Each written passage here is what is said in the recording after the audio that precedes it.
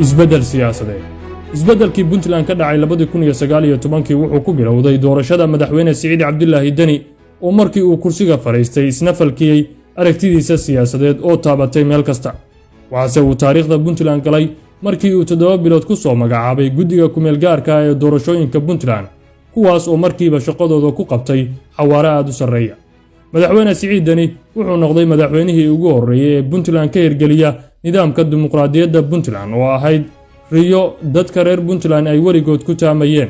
dowladdu waxay ku bilowday qorshahan 3 degmo ee kala ah Ayl, Ufayn iyo Qardho, iyada oo madaxweynaha iyo madaxweyne ku-xigeenka Puntland ay kala tageen magaalooyinka Qardho iyo Ufayn si ay hormuud ugu noqdaan bulshada inay ku dhiirigeliyaan isu soo baxyada iyo codaynta, taasi oo si guul ah ku soo dhamaatay. waxaana hadda la diyaarinayaa in dhammaan degmooyinka kale ee Puntland laga qabto. maamul daadejinta iyo tayeenta adeegga dowladnimo heer tuulo, degmo iyo gobol waxay lafdhabar u ahayd adeegga bulshada loo hayo.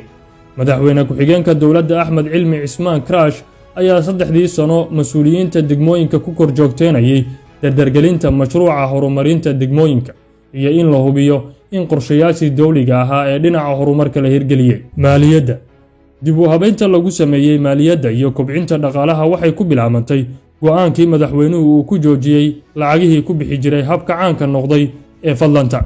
lacagahaasi u baaqday dowladda waa kuwa maanta baritaaraya waxqabadka dowladnimo, waxaana lagu dhisay wadooyinka la dayactiray, bangiga dowladda, xarunta wasaaradda maaliyadda, guriga madaxweyne ku-xigeenka, dhismayaasha cusub ee madaxtooyada iyo xarumaha la midka ah.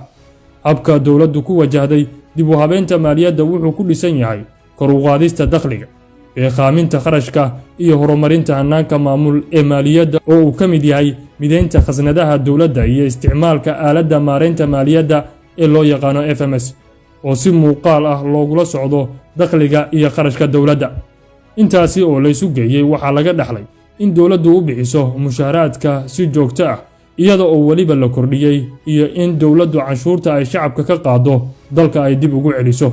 amniga tookadii koowaadba madaxweyne Siciid Cabdulaahi Deni wuxuu guddi sare u magacaabay dib u habeynta ciidamada noocyadooda kala duwan, waxaana lagu guulaystay qorshaha tirakoobka ciidanka, dhismaha xeryo ciidan oo ay joogto ciidamo tababaran uga soo baxaan, iyo dhiirigelinta ciidamada oo ay ugu horreyso xuquuqaadkooda oo ay joogto u helaan. mushaharaadka askarta oo joogto bil walba dowladdu u bixiso waxaa lagu sameeyey kordhin. horay halkii askari waxa uu qaadan jiray $70, maantana $270.